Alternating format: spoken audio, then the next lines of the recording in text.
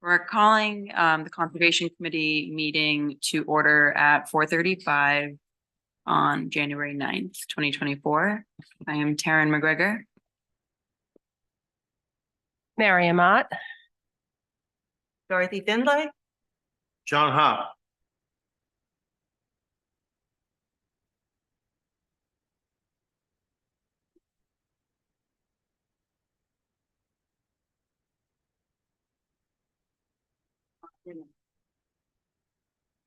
You have to mention that you're in a forum, or is that you just? We're going to call the town of New Shoreham and Block Island Water Company to the zoning board of review for the application for the new water tank special use permit. That's you, right?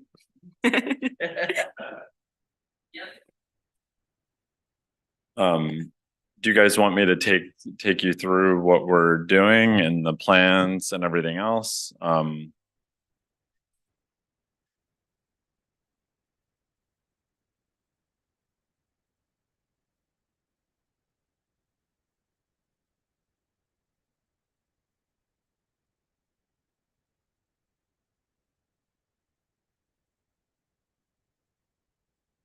That's the only thing I can see in here. I know that Okay. it's like super, it's not very have this water source, but I'm just curious how it would affect the natural water that's coming from. Yeah, and I feel like that's, when I looked at what you guys are charged with, I felt like the big, question would be is not the tank height or any of this stuff or the building. It's like, hey, you guys are doing a water expansion project. How does that affect the aquifers and everything? Yeah.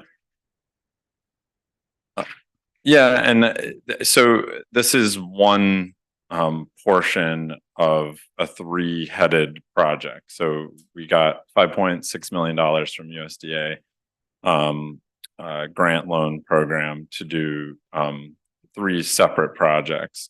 And why this is coming up on development plan review, zoning, and everything else I'm is sorry, to do what? I'm going through it. Why this is coming up to this board and why we're going to the process, essentially tank height, right? Which is kind of bizarre, but we have to go through that process because our tanks are taller than the zoning rules. So we have to go for a variance special use permit. But this board probably more interested in, hey, you're doing a water expansion project. What does that mean for, I forget your whole purpose and the charge, but it has to do with freshwater resources and all this. So, so it's the project is three different portions. So, what's coming to you guys is the tank and really a modification to the treatment building. And that's for more storage and for more treatment capacity. What you guys aren't seeing is also a new well field development, but we don't need to go to planning and zoning for to put some wells in because that doesn't go against any zoning rules. But obviously, if you do create this infrastructure, you're drawing more water from the aquifer, and not necessarily right away either. We are setting ourselves up for the future, but eventually, let's say 10 or 15 years from now, you're pulling more water out of the aquifer. So if you guys don't know, we keep Sands Pond, which is just to the south of the treatment facility, and Fresh Pond on as emergency backups. They haven't been used for over 20 years. Some of you might remember when it went dry and they had to run an overland pipe and pump it from Fresh Pond to Sands Pond to supplement. Those were the days of, there was no water really. It was terrible. Yeah. So since then, and this goes back to about 2004, the water company now draws from deeper wells, deeper for Block Island, which is brackish water. And then it's put the reverse osmosis. to make it clean and clear of contaminants, salts, minerals, and all that. So the answer is to, are you gonna draw more water and all that, is that through the 3 wells that we currently have, that we, and I don't know, do you guys, I did bring some things because I knew this, do you guys want to see some props and some visuals or not? It's up to you. Go for it. All right. I came prepared. Almost. How deep are the wells? I know you hit fresh water at about 140.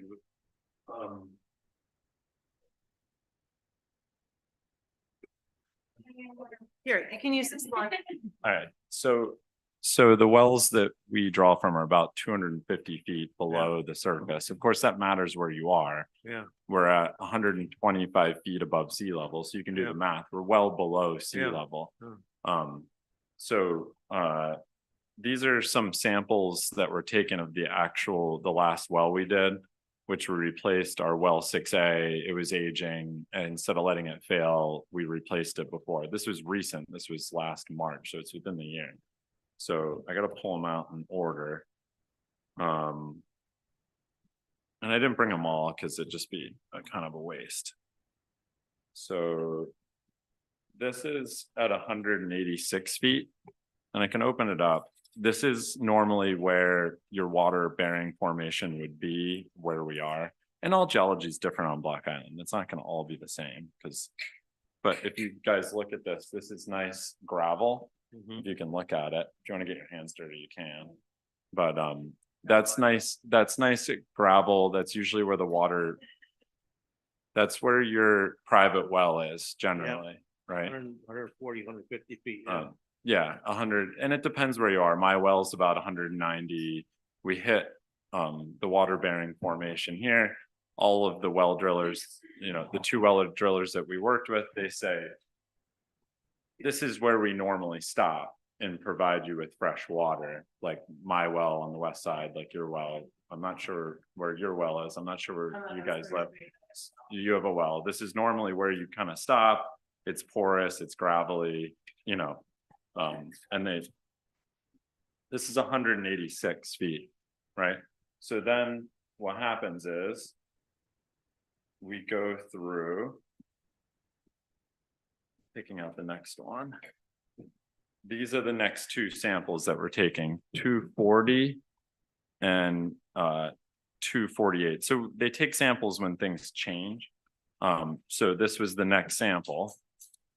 And you can see, and there's layers, by the way, there's layers like this above where you are, but if these are basically the same. I put flagpoles in. I only went on about 4 feet, but This is amazing to a see. little bit, this has a little bit more, but that's hard pan clay. Like you could almost pot that, yeah. But what do we know about clay and water? It doesn't really go through it too fast, right? There's a layer above this that I didn't bring, but I'm bringing these for a purpose. So water's not really getting through these, are they? Right? So, Do you have any sense of how uniform, because I know we're glacial reseal. So if you find this where you're gonna dig that well and we go to the other side of the island, is it gonna be a similar It's- structure? or- it's a little, where our new well field, it's slightly different than this, but you do have a bunch of clay layers in between where we normally draw. So so that gets me to this one. I'm sorry. 240. But partly to answer your question, I put in about 150 flagpoles. We're on the island. Okay. And it's consistent, okay? Well, you hit clay at Yeah, about 4 4 feet, feet. okay? And that changes, but Mhm. yes, you are right. It's usually where we put our water lines. So this is where this is where we go. So we're below all that clay, right? And that's even nicer than the other material, meaning it's coarser and water would pass through it, pretty easily. It's so this water, thank you, you're leading me to my next prop here, right? It's brackish, it's not potable. you're not gonna wanna drink it. And this is from our well 4A. Well, I do admit it's the worst of all of our wells, meaning it's got the least quality. You know, it's got the worst quality. It's saline, in other words, what you're saying. Smell it. You're not drinking it. Yeah. Yeah. Don't drink it. Yeah. Salty, sulfury, minerally. Yeah. Yeah, if that came out of your well, you're not having it, right? You know, Can't smell a thing. so I could drink that. That's Put a little vodka in there. that's another joke. No. So anyway, so that I wanted to bring that in, and this is a big misnomer of what black iron water does sometimes, is you said, what's it going to do to the lake, right? If you had a shallow well right below it and we started drawing from it, you might start affecting the lake. And actually, when we've done pump tests of, for instance, the well on the water company property, that's very close to Sands Pond, we actually measured the pond to make sure that it wasn't affecting the pond. We also measure a shallower well closer to it, to the well. So we measured our well 1, and it did not, when we've done our pump tests, it doesn't, what we're doing at 250 feet below isn't affecting what's at like 160, 170, 180. Some very smart people before me, I inherited the reverse osmosis. I came on board right afterwards, but some smarter people before me came up with this idea. We're surrounded by salt water. We have a limited bowl of water, right? Let's get below that and let's draw this non-potable, gross, water, and let's try to find a treatment technology that can treat it. So the answer is generally what we've done is taken a non-potable source, making it potable through technology and reverse osmosis. And our theory is, and I think it's been proven, we've been doing it for 2024 for I think 22 years now. So we've been doing this a while. There are a number of private wells that are very close to our production wells. And I believe so that in the beginning, I think there was some angst that we might affect, their wells. There's been no difference to their well. I gotta ask this question. Sure. We have an expert here. No, I'm not an expert. You got Fresh Pond and Sands Pond, neither of which have any obvious egress or water escaping from them. They goes underground. Okay, those are 100 feet above sea level. Okay, what is the hydrostatic pressure that feeds those I don't know. wells? I'm not an expert. That's It's magic. yeah. No, I mean, yeah, I mean, and it's so separate. And the point I'm getting at is the water systems from Sands Pond, Fresh Pond, even 190 feet down versus the 250 are two separate aquifers. And we've had URI out more recently, and they've confirmed, their geologists have confirmed, yeah, you're in two separate aquifers. Something to note also is that when we put a transducer, or, measure the level over time of our wells, the shallow wells stay stagnant. If you get a rain, it might creep up after a while, or when you draw from them, obviously they go down. Our wells show a 12-hour tide cycle. It looks just like the tide chart that you see. In fact, we measure them for long periods of time, you can see the moon phases. And during storms, we can actually see some storm surge and it'll come up. So they're very connected to the ocean. It's not, and you say, where does the water come from? It's a great question. It's still part of our bowl, I would say. There's still part of a lens, but you got to remember, fresh water sits on top of salt water. So you still have some mixing in there, and it's kind of where that mixing area is. We have found if we go a few feet deeper, we hit more salt water. If we kind of come up out of it, our water quality is a little better. That one went a little too deep. But you can only learn when you drill wells, and you only drill them a few times. We'll drill these two. I hope it's the last ones I do.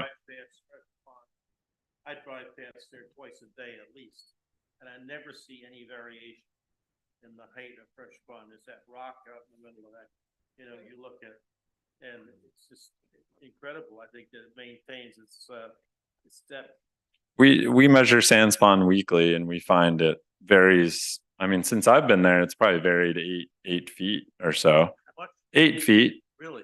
from the floods of '09 to drought time. But so when we develop this new well field, we will be doing similar activities of measuring.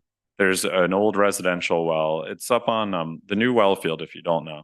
It's up it's called the Schmidt property because a man named Don Schmidt sold it to the Water Resources Board, and then we're using it as a source water. So it's off Payne Road. You know where the beautiful trees are on Payne Road. It's off to the east side of Payne Road, where those big ashes are. I believe they're ashes. And it's up over there back in the Cataduma subdivision. And it's about 7 acres, and we'll be developing 2 wells there. More for redundancy. We have the equipment here. Let's set it up for the future, not wait to do one or the other. The other reason is because we're going to try another model. You have redundancy, so you can, you know, if one fails, the other one's going to work. That's the theory. The other reason is we're going to try to pull slower out of them. What we find is that when we draw hard out of them, let's say we draw 100 gallons a minute from the wells, we get an upwelling of salt water. And then that makes our process less efficient. We're going to try to do, let's say if we have to get 150 and 50. So we'll do 50 gallons a minute at one, 50 gallons a minute at the other. And then we'll make our process more efficient is the theory out of it. At least that's what we're going to try. So we will be, back to my point, I got on a tangent. We will be measuring the residential well that's on the property. There's also a test well that the state did that's into where we are.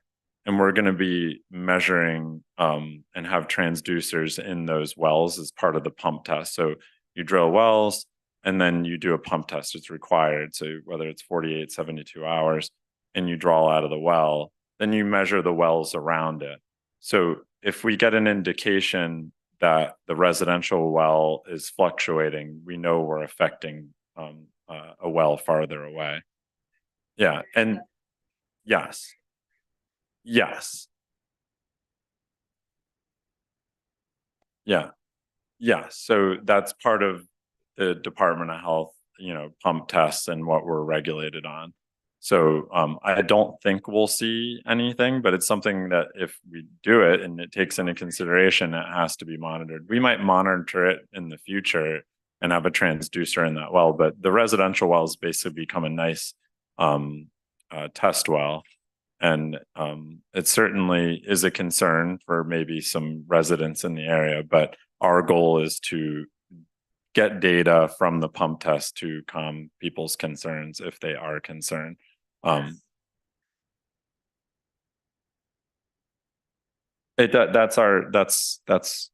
the water. I took that from our well before I came here, from the sample port in our well.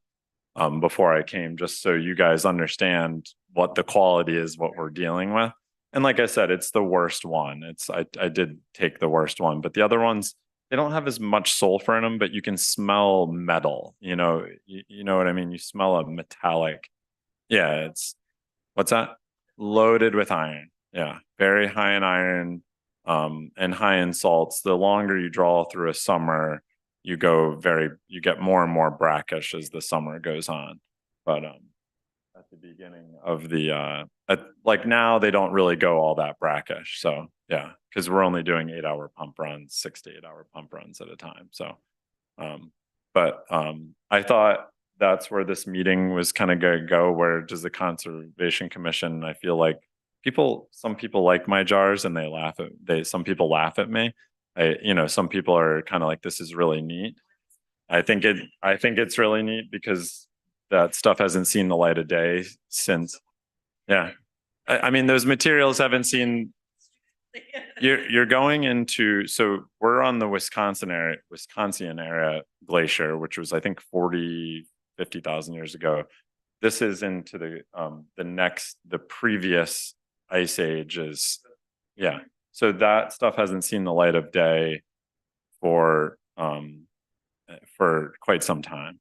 So I just think that's neat. That got deposited in the previous ice age, which I just think is the Cretaceous period ice age, which I think is I don't know, I just think it's neat, you know. It's older than dirt, yeah, yeah, which is just neat to me. If people like that stuff, I feel like it's fun to bring up. So the answer is the technology and what we do, and we do ensure that we're not going to affect this upper aquifer. So yeah, no, and as it should be, and I figured that would be where you guys and I was like, you know what, I'm going to prepare a little bit for this and have a little show and tell. If anyone like mud, it will be us. Yeah, I figured as much. Yeah. It's just a dormer. Yeah, it's so basically where we are now, where we work, and is going to become a treatment room, and then we have nowhere to go, and we have no storage. If the water company is stuffed full of stuff, so we have no storage, we've got nowhere to go, we're running out of space. So the idea is to go, it's a truss roofing system, but we're going to go up and then into the attic essentially and make that a storage area. We can't expand because it's wetlands and everything else. So, you know, we have a pond right behind us. So I know, well, truss roofing.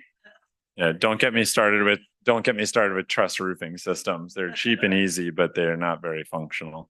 But yeah, so that's the goal of the dormer, is just to gain some space, and we're basically, you know, running out of room. I mean, if we all had unlimited money, I would probably start over again. Considering the middle building is original from the late 1800s, and is like a glorified barn.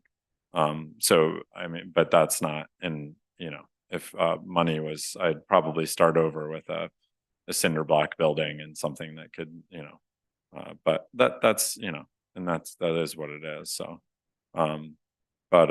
yeah, this has been a lot of work, and I appreciate you guys hearing my kind of presentation, and like I said, all of our water here fed by gravity, or you're pretty high up there. The water company was cited in the late 1800s because you had Sands Pond, which is the second largest pond on the island, that was close to town but had the height to provide gravity, the proper gravity, which is about, you know, down into the downtown area, it's between 50 and 70 pounds per square inch just naturally. So yeah, it's all a gravity system. Yeah. So see, you missed something fun. Yeah. Yeah, I had show and tell and everything. We had drinks.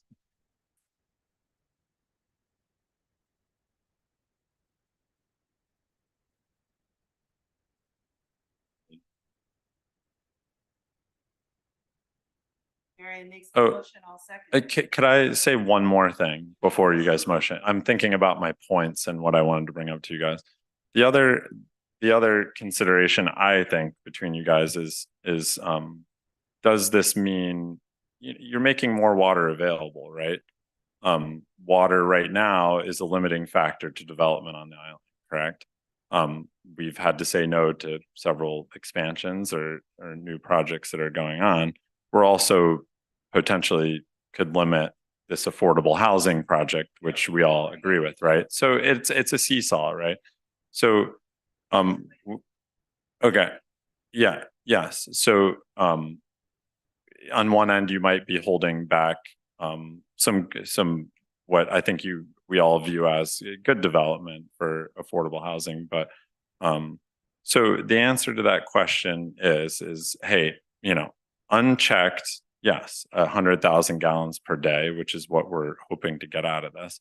Could your question is hotels, is everything going to go crazy? Who's going to snatch up this water? You know, right? because that's a potential concern of the Conservation Commission, I would think. So the answer to that is that we're changing our,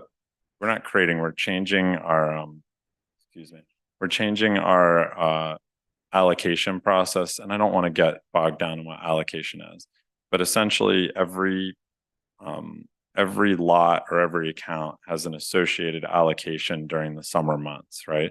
Which is our, we don't care in the winter, we've got plenty of water. When we're pinched and when the demand is high, every building, every house, every hotel has a allocation associated with it.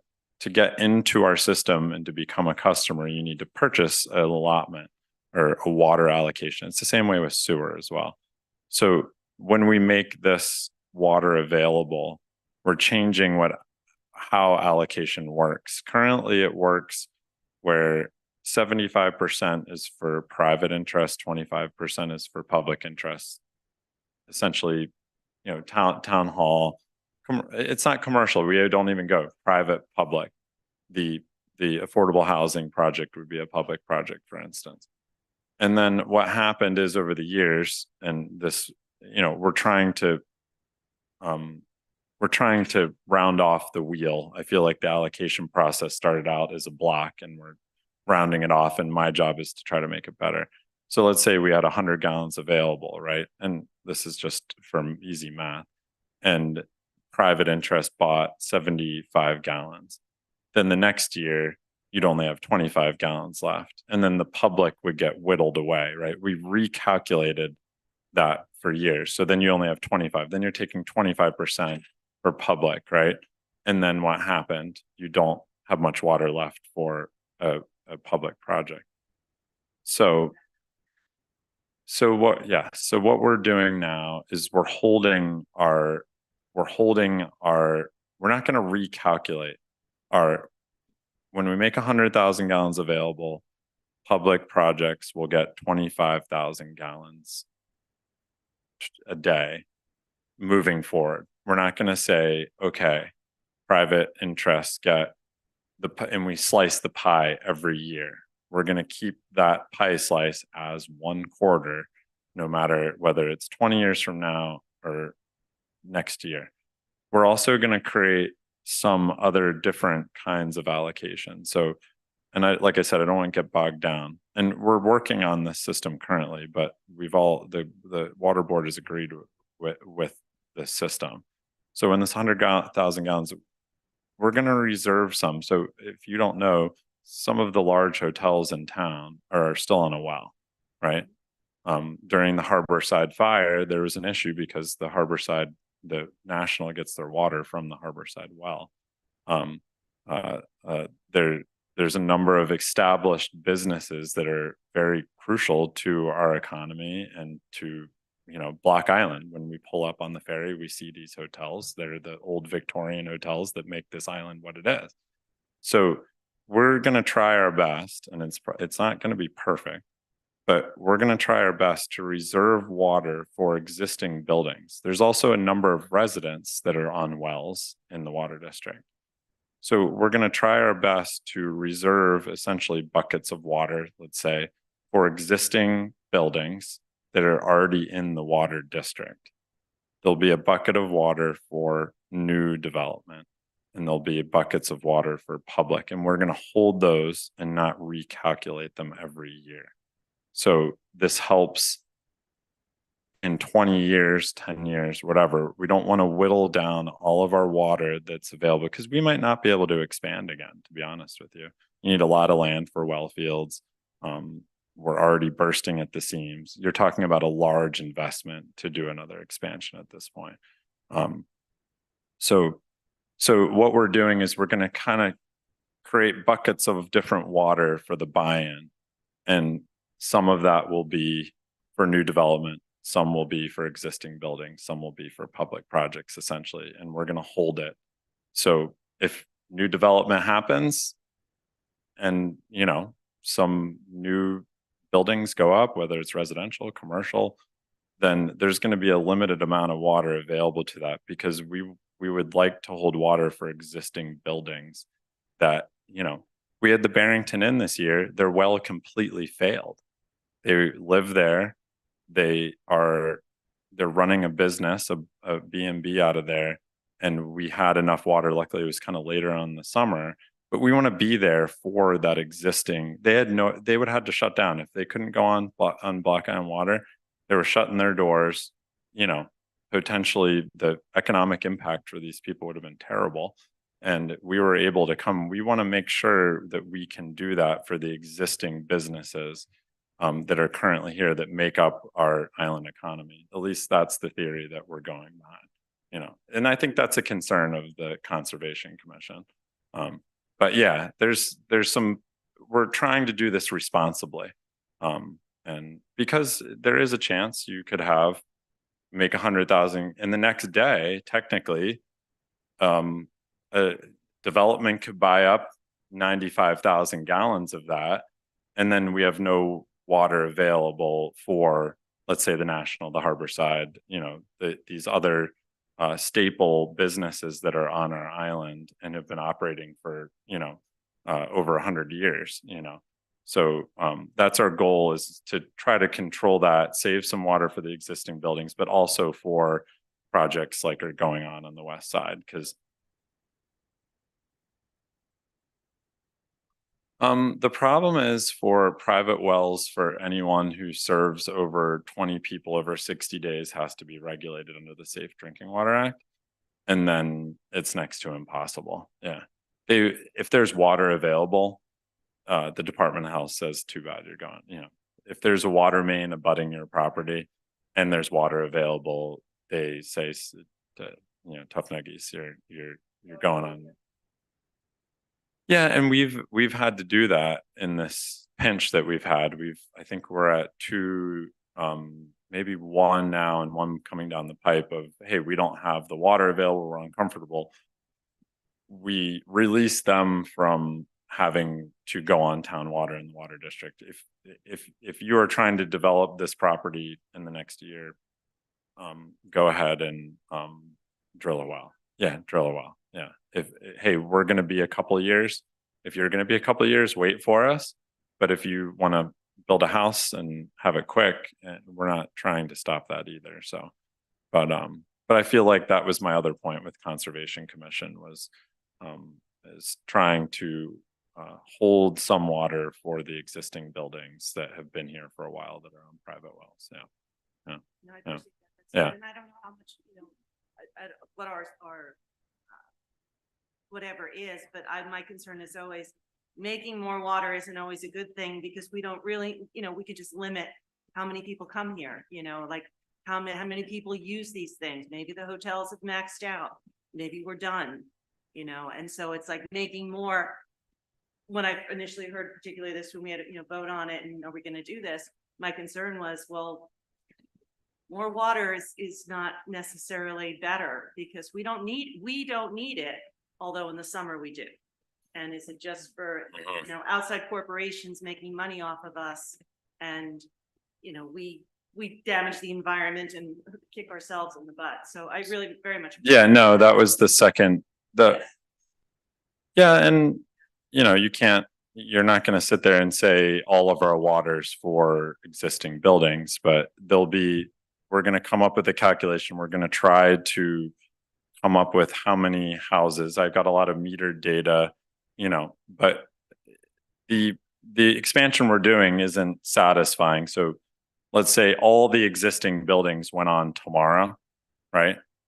We're back to square one. Yeah, basically. So if we had every well customer, and if we like mandated it, which we're not going to do, if every well customer switched over right afterwards, we'd be pretty much back to where we are now, which is, you know, so it's not going to be perfect. And you know, even the town council has asked, you know, well, how long does this get us? And I said, well, I can't say that. I don't have a crystal ball. Our projections are somewhere between 15 and 20 years into the future. But my attitude is that in 20 years, I don't know what else we go to. And to be quite often, you read about water and islands, and generally it can be a limiting factor to development. there's islands in Greece that import water from tankers every day to keep it going. It's crazy what they do, but it eventually you run out of space and room, and it still, even with the reverse osmosis, unless you go to straight seawater, which is kind of crazy, but unless you go to straight seawater, eventually this is a finite resource too. It's not infinite. Yeah. It's not, the brackish water, like you said, is not infinite too. There's still some finite to, there's it's a finite resource. Pools, pools is funny, and this comes up a lot recently because there has been an increase in the number of pools. First of all, and this is good to note in the Conservation Commission too, as part of our kind of like, hey, we need to like calm down on the water usage. We're in the summer, we get pinched, the demand is high, the supply is, coming close to where we're at and comfortable. We put in conservation restrictions or water use restrictions. So between June 15th and the day after Labor Day, you can't, there's no sprinkler in use in the water district. So I can't just go turn on a sprinkler, essentially any unattended hose, so it's, and actually what I did, I have a garden, and it's an okay garden. And I hand watered this year just to see I could do it. It was fine. I actually paid a lot less on electricity because I usually would set a timer and I had everything set up. And when you hand water things, yeah, it takes a little bit more time, but I actually probably used a fraction of the water that I would, and I still had plenty of vegetables and everything else. But yeah, that was nice. So irrigation systems, we're not doing them anymore in the water district between June 15th and Labor Day. That's a restriction. It's difficult to enforce, but irrigation systems, to be honest with you, pools, I don't really care about. Like pools, they fill them off season. Sometimes we fill pools off season outside of the water district. So we'll work with contractors who will truck the water from one of our hydrants. And just as long as it's done off season, we have plenty of water. We're fine. And it's usually like a one-time thing. The pool gets topped off, they winterize it. It doesn't, yeah, it gets some evaporation, but then when you have to redo it and redo I've learned a lot about pools, more than I want to know. But when you do have to empty it every once in a while and redo the plaster and all that. So I would say pools aren't a concern. I would say irrigation systems are more of a concern for me because just I see meters that use them and they use a lot of water, and it's still watering when it's raining. They don't have sensors or anything. There's really cool things that they're doing where it actually just reads the weather on an app and it doesn't water when you don't need to. There's moisture sensors that you just put out, but you see a lot of watering going on when it's raining. And I've seen what irrigation systems could use because I measure the water, and they use god awful amounts of water. There's more and more of them. That's a concern of mine. I just don't find it. I like having a brown lawn. It means I don't have to spend 2 hours on my mower. But to each their own. But I feel like that's a concern. We are using, and this is more on private wells. I only have like 2 or 3 in our system, but there's a lot of private wells that have irrigation systems, and this is a finite source. We're not going into that brackish water layer here. We're doing the fresh water that you're depending on, that I'm depending on for our drinking water every day. And I do feel like this island, and it's cultural, it's not just the island, it's a whole culture, has forgotten that. And, some people who've been on the island longer remember the days when there was a lot more conservation minded water use going on, especially in town. We had like nothing, every room and everything, those stickers and all that. And I feel like as a culture in general, it's not a Block Island thing. And water conservation has stepped out of, and I feel like it is an important thing. We have this one freshwater lens to drink from. It only gets resupplied by rainwater. Yeah, is a lot of water there? Sure. You know, we do believe that there's tons, but let's not find out, you know, right? Yeah, and because this is what I'm using to drink, shower in, and everything else. And I don't know, these are just my thoughts. Yeah, we did have a wet year, and you could say that there's plenty of water, but you know, yeah, there was a drought. Yeah, it's crazy. The URI study that came back, and they never really finished the study, but we kind of got a view of it. They were more concerned about, and this is beyond the water company, it's talking about the Conservation Commission and water. They were more concerned about certain areas of the island in saltwater infiltration. And, you know, out by the Coast Guard station, Indian Head Neck, and, you know, essentially the meat of the island, the neck, you know, where you get some elevation, the west side, south side, east side. Generally, they thought that it was fairly healthy, lots of water, lots of fresh water. There was not too much of a concern with them. They kind of started locking in on, you're going to have some of these private wells drawing salt water pretty soon here. So back to the pool, sorry. My concern with pools is not the water coming out of the aquifer. My concern is where is the wastewater going? That's my concern. I don't know that much about pool chemistry. I know a lot of them are salt, which is no high sodium. So we have this, you know, there's two things with our sole source aquifer. It's the ins and the outs, right? And when I have my school children up, I focus more on let's not poison it, right? There's a lot of volume, but we can't poison it. And the more pools we get, and I don't know, do they use bromine? It's saltwater pools. You know, you don't want high sodium in your aquifer either or anything like this. So I don't know. I don't know enough about it. I'm not an expert on it. But when I think about the pools, I think more about there's water going in, there has to be water going out. Where is it going? I don't know the answer to that. And you know, so when people ask me about pools, that's generally my answer is let's not poison it. And it could be fine. I honestly don't know. I'm not an expert on it, but people have a lot of concern about the volume. You could have a 30,000 gallon pool, but it gets filled once, and you know, it's generally, you know. Well, you I, can use next time, for volume, at least for an above ground pool to winterize. Used to have one. a third of the volume. See, I don't know any of these things. Yeah, just below. Yeah, yeah. Then you have to fill 5,000 gallons or something. Yeah, yeah. But I'm more concerned with people with pesticides and, you know. That too, yeah. And fertilizers, truthfully, than any. Then pools, yeah. There's much, I feel like there's bigger fish to fry, but I would, you know, maybe next time you guys get a pool, where's the out pipe going, right? Is it where, you know?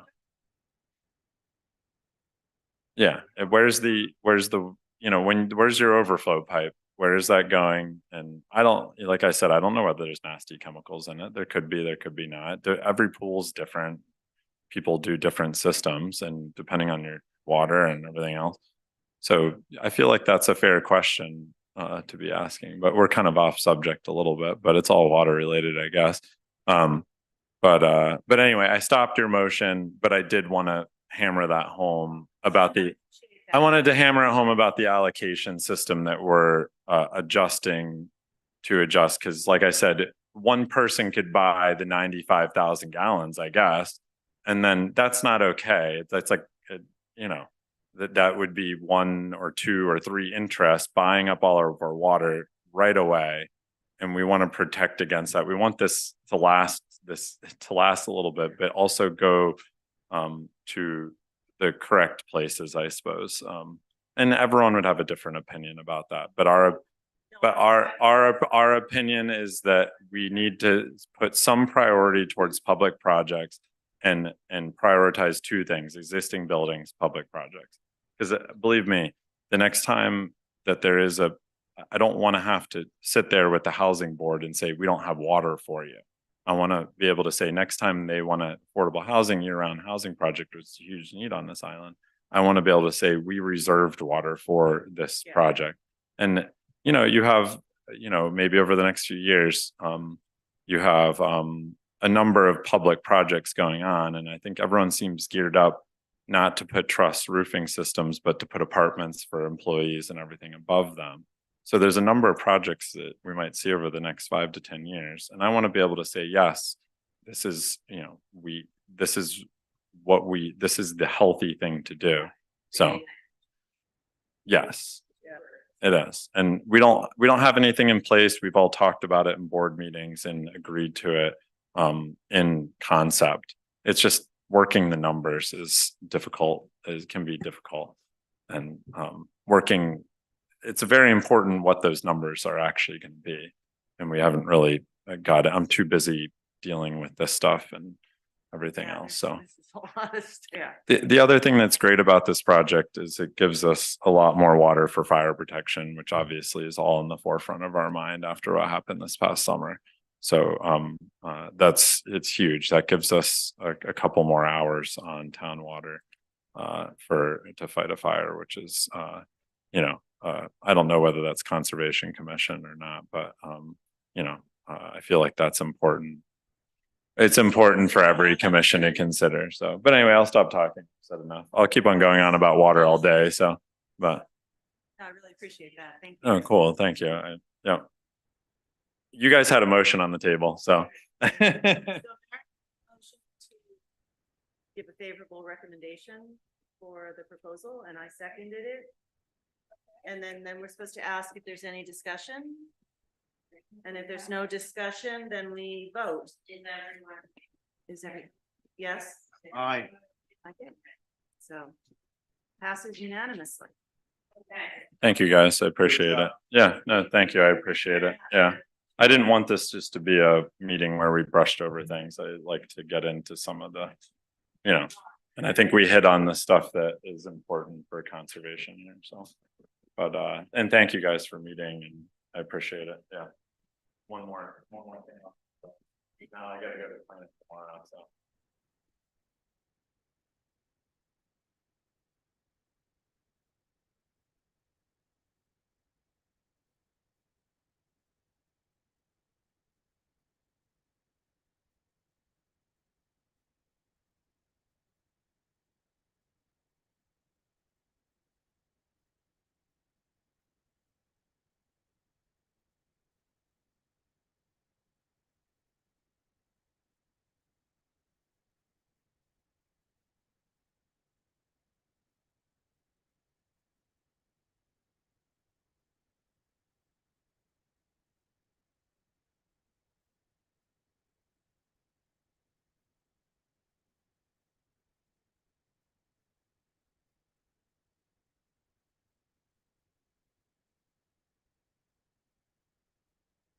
Paperwork I have says you guys are co-chairs, that you two are co-chairs. So if you're okay with that, we'll leave it at that.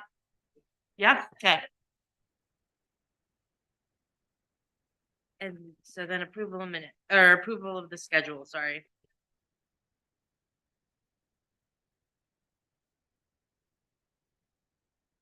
Yeah. We can look at that. That, or if you want to leave it, let me pull up the calendar.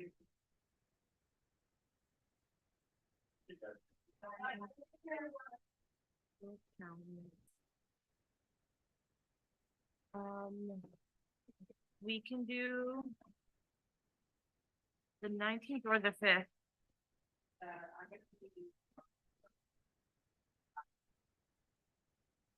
Okay. I think the 19th will work.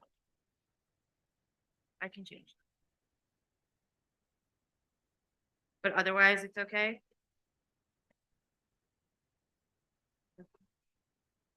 You guys do need to vote. You do need to vote on accepting it with the change of the night. So,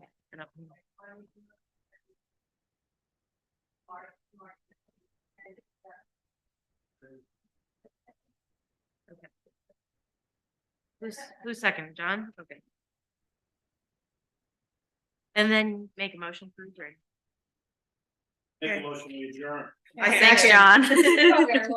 I make a motion, we go to, wait. Thank you, everyone.